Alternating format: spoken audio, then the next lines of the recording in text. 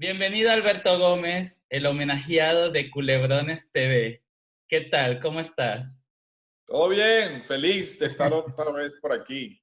Claro, es que esto se ha hecho en homenaje a tu trayectoria, en homenaje a tus telenovelas, en homenaje al género rosa y por supuesto al jefe, ¿no? Arquímedes Rivero.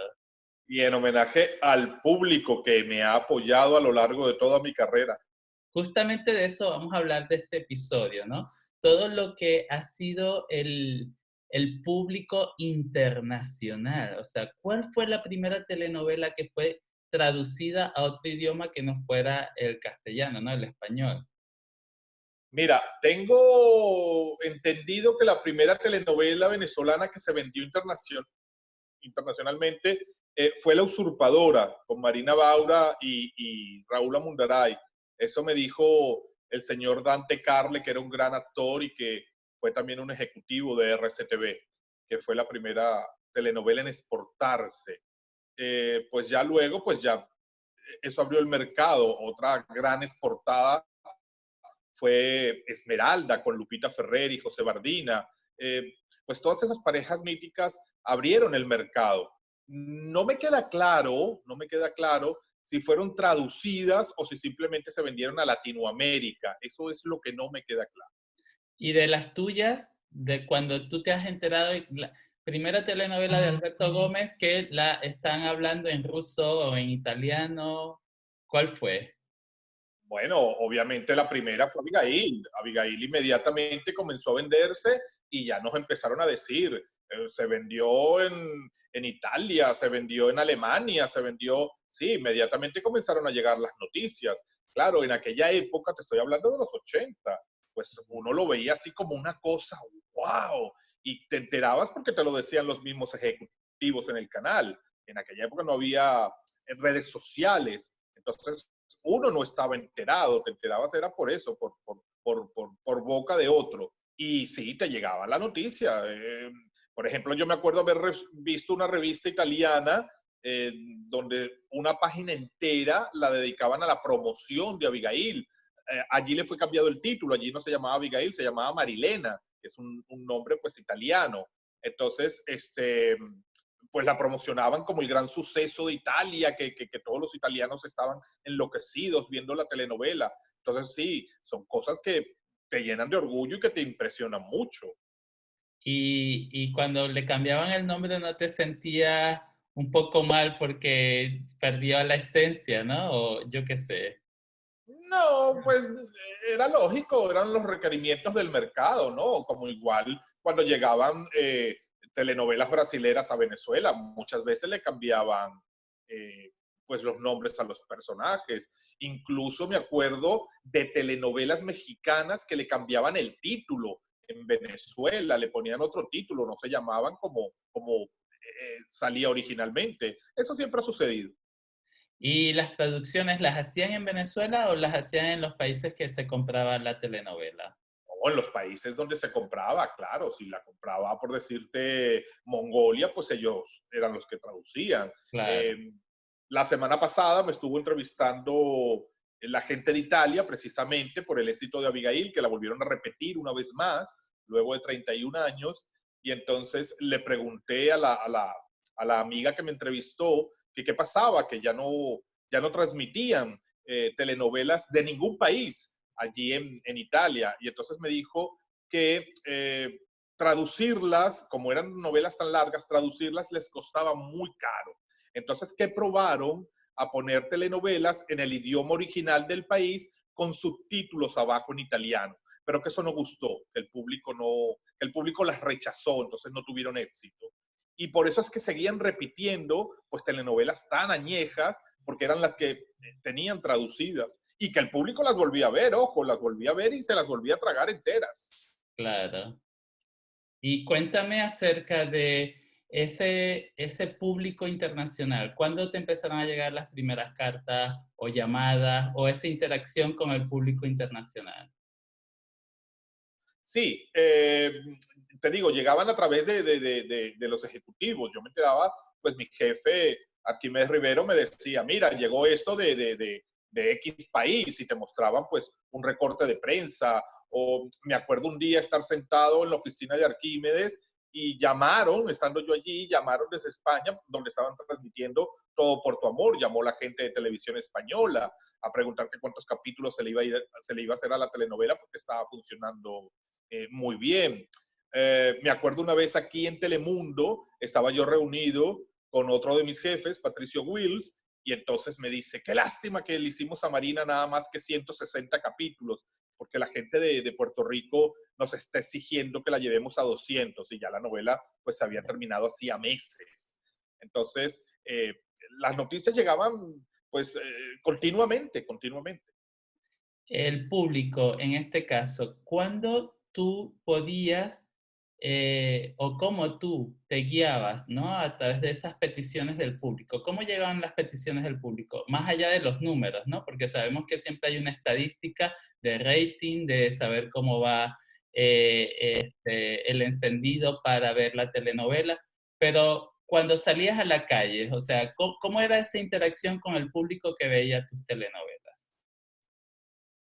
Sí, bueno, como bien dices tú, el mejor medidor, el mejor feedback era el rating, porque no existían las redes sociales. O sea, no es como ahora que me escriben y me dicen, wow, Alberto, me gustó tal telenovela tuya o me encantó tal personaje. Eso no existía en aquella época. Entonces era el rating básicamente.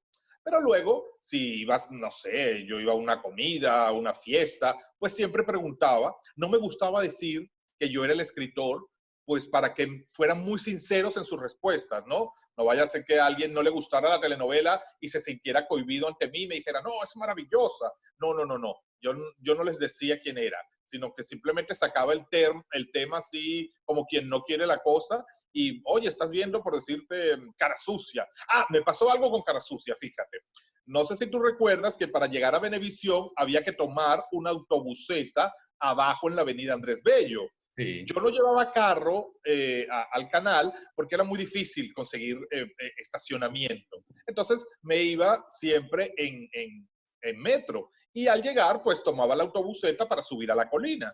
Entonces me acuerdo que la noche anterior a lo que te voy a relatar salió el famoso capítulo de Cara Sucia cuando Guillermo Dávila se iba a casar con la villana y se presentaba en la iglesia, la mejor amiga de Cara Sucia, con uno de los morochitos cargados. Y le decía, este es tu hijo, no te cases y no sé qué. Y él salía corriendo de la iglesia y dejaba plantada a la villana y no se casaba con ella.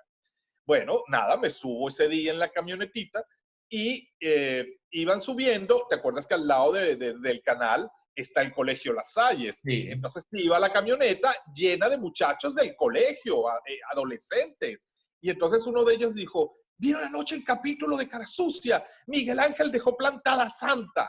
Y a mí eso me impactó mucho. Entonces, yo, claro, yo calladito, yo sin decir nada. Y entonces a otro le contestó, sí, sí, sí, estuvo buenísimo.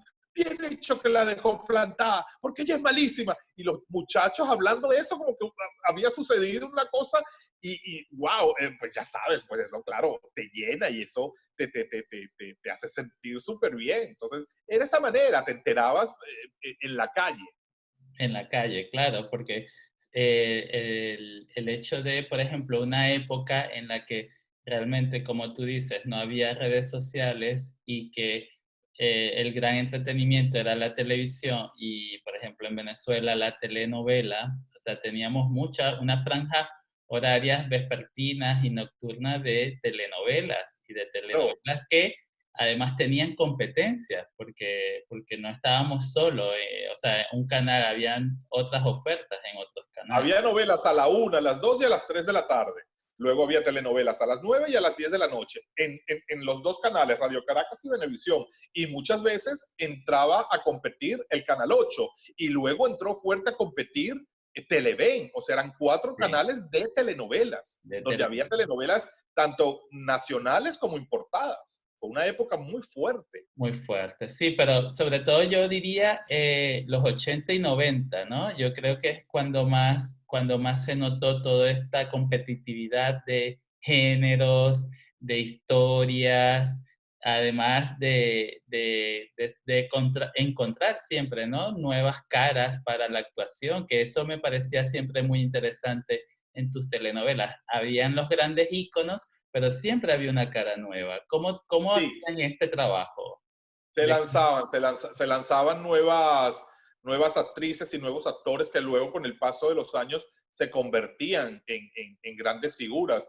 A mí eso siempre me pareció maravilloso. Pues es lo que tú dices, el gran secreto era lanzar esta gente nueva acompañada de todas estas fieras de la televisión, todas estas grandes megaestrellas. Entonces, aunque tuvieras una protagonista muy noble, muy sin experiencia, como fue el caso de Gaby, que inmediatamente, Gaby Spanik, que inmediatamente salió a protagonizar, hizo una villana y ya la lanzaron de protagonista. Catherine Fulop salió del Miss Venezuela directo a protagonizar, hizo un pequeño paso de 10 capítulos por una telenovela y ya luego la siguiente la protagonizó ella, que fue Mi amada Beatriz. Entonces, aunque las muchachas eran, o los muchachos, sobre todo ellas, aunque eran muy jóvenes, pues claro, los acompañabas de pues Rosita Vázquez, Belén Díaz, tanta gente, Miguel Alcántara, Henry Galué, pues eran figurones, Belén Marrero, o sea, eran unos elencos muy sólidos apoyando a estos nuevos talentos y eso el público le encantaba y respondía con éxito.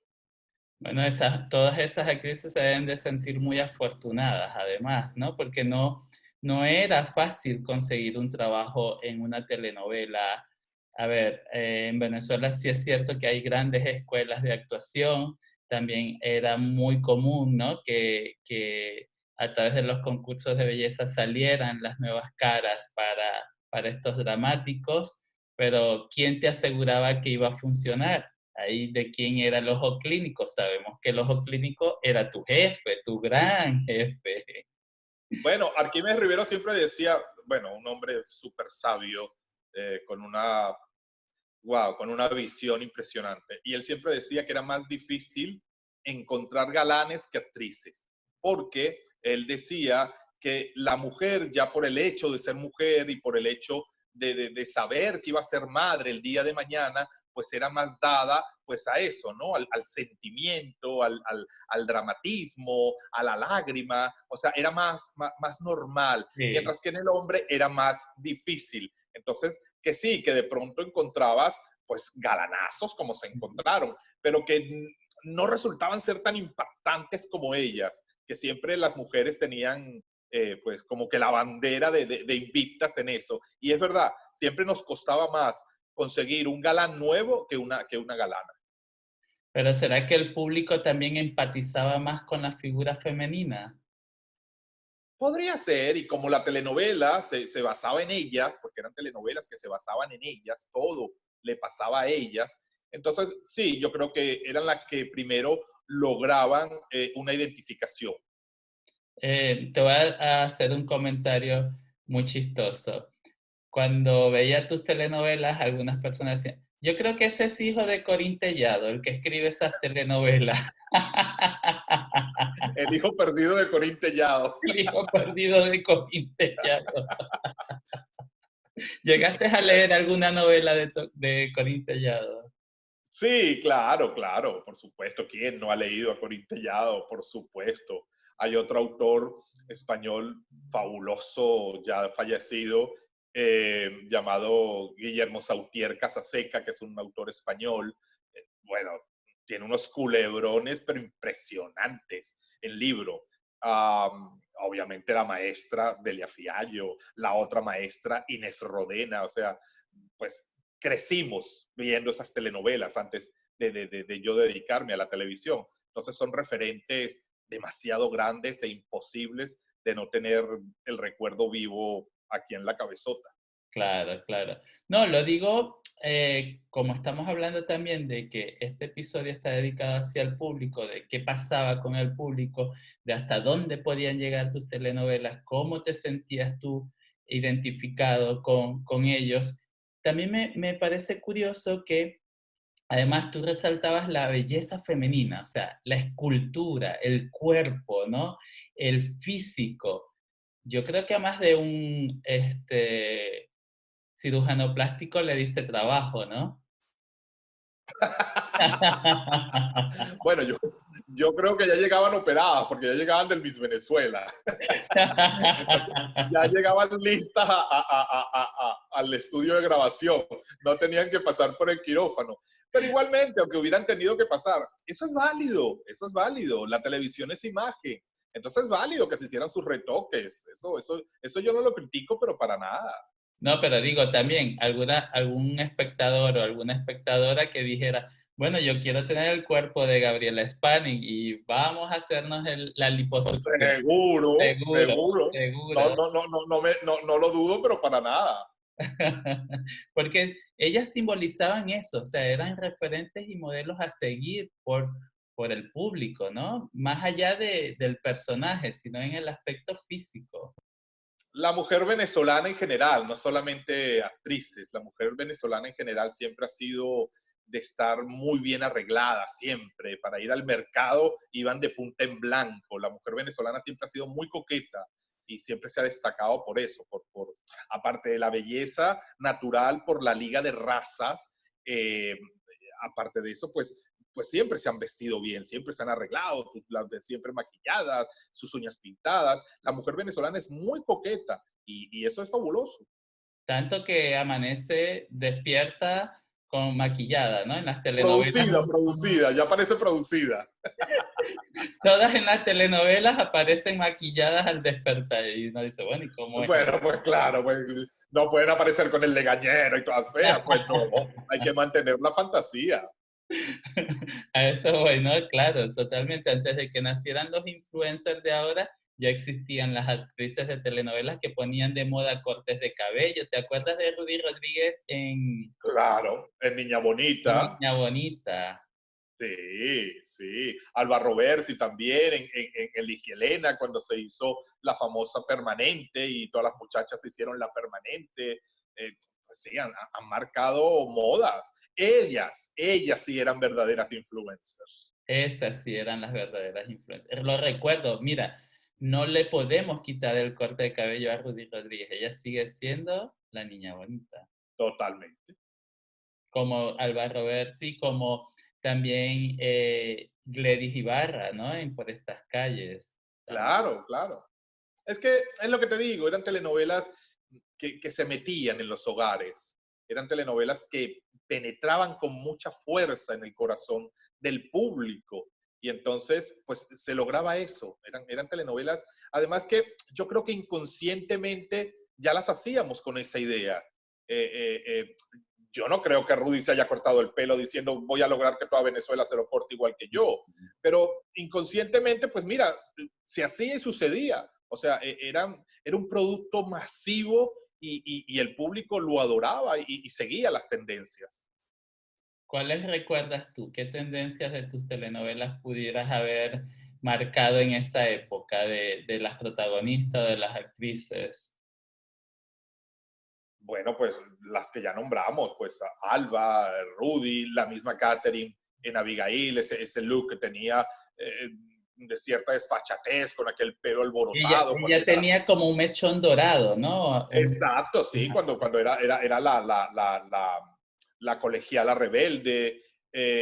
Gigi también me acuerdo que cuando hizo Primavera, cuando se transforma en modelo, se cortó el pelo muy cortito y se lo puso platinado, casi blanco. Eso también causó sensación. Y luego las modas, que sí, aquellos grandes collares de los 80, aquellos zarcillotes, pues todo eso lo imponían ellas y las venezolanas o el público salía a seguirlas. Gaby Spanik, como la Amaranta, pues también creó mucha moda. Aquella ropa que ella se ponía, aquellas pelucas, aquellos labios pintados del mismo color de la ropa y de las uñas y del pelo, pues fueron modas que se convirtieron en tendencia sin que ellas se lo propusieran, simplemente sucedía.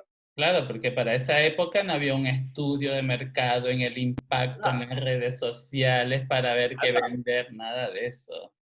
nada. Eso. Entonces, sin duda, ahí te das cuenta de la importancia, ¿no? Que tenía el público para estas historias, o sea, para ti. Tú siempre estabas escribiendo pensando en el público y quizás hasta te sorprendía muchas veces el hecho de que siempre te llamasen para pedir más capítulos porque la gente quería saber más o quería.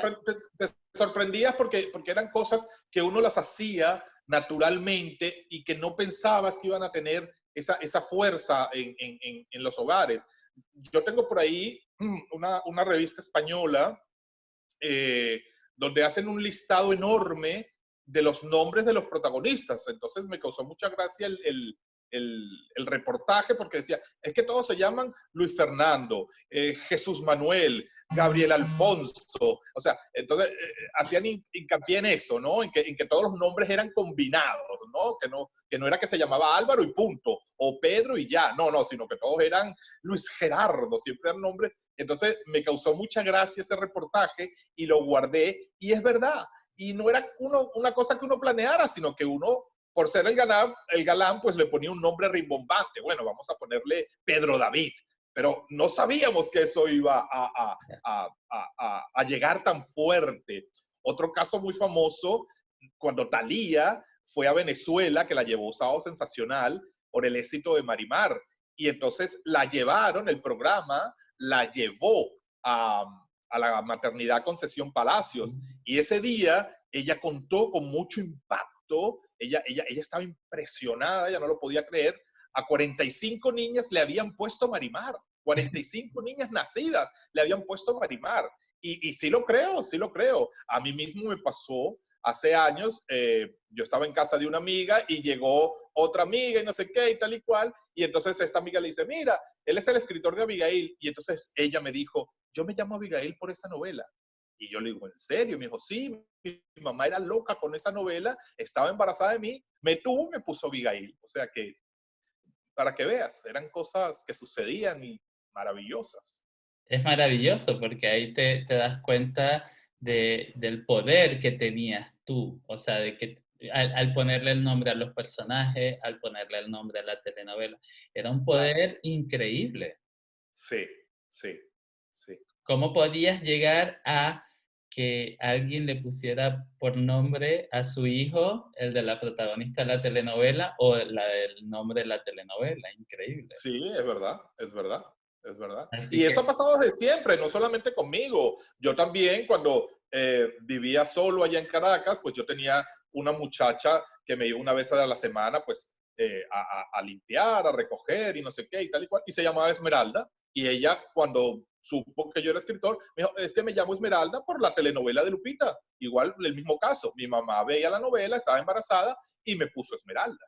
claro, igual como han perdido identidad algunas actrices, no recuerdan su nombre real, sino que Increíble, van a increíble. recordar el nombre de la protagonista de la telenovela, ¿cierto? Es cierto, es cierto. No, increíble.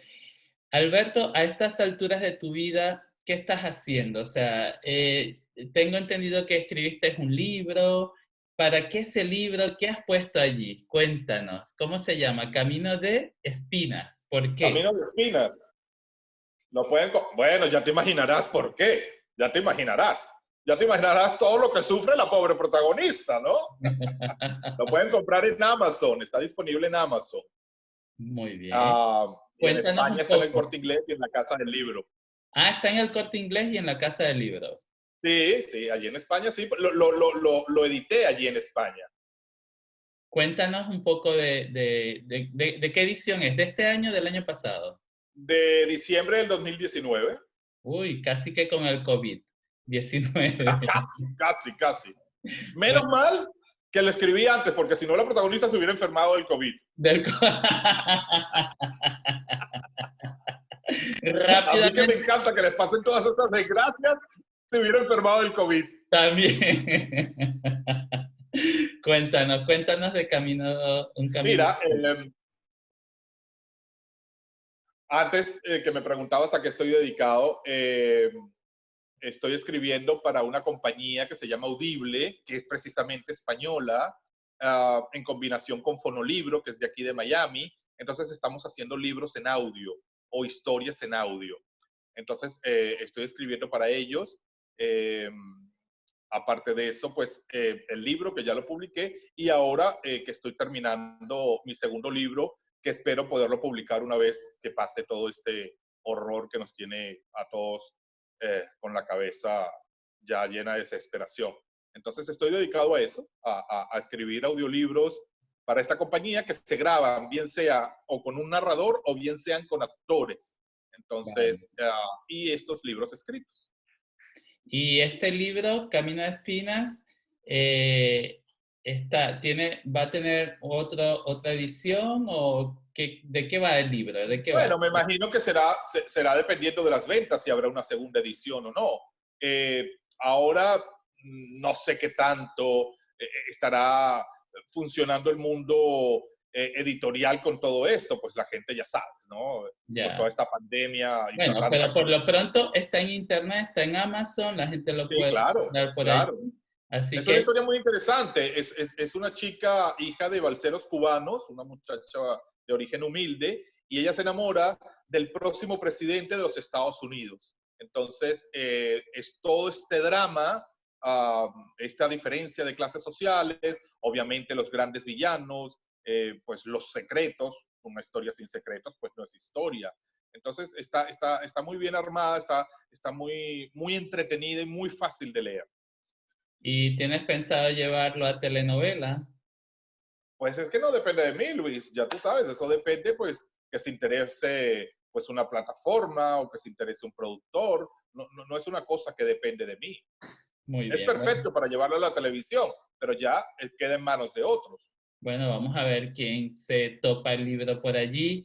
Y si te vemos en Netflix, quién sabe, si llegó La Casa de las Flores, puede llegar Camino de Espinas. Uno no sabe. En esta vida todo puede suceder. Así es. Bueno, Alberto, muchísimas gracias por compartir toda esta información que sin duda mucha gente va a suspirar cuando escuche todas estas anécdotas de 30 años de telenovelas que marcaron mi vida, pero sé que muchas otras personas también como yo estuvieron enganchadas en tus historias. Muchísimas gracias. Y que siguen vigentes, que es lo más impresionante, que siguen vigentes. Y siguen vigentes. Pues eso, toca. Yo siempre veo por allí, a veces en algún Instagram, episodios de La Usurpadora, hacen memes, bueno, un sinfín de cosas, es decir, seguimos en la misma historia, pero llevándolas a otras plataformas y de otras maneras. O sea que sin duda todo eso permanece en el tiempo. Totalmente. Bueno, pues muchas gracias y nos quedan muchas conversaciones más, así que te veo en el próximo episodio. Gracias.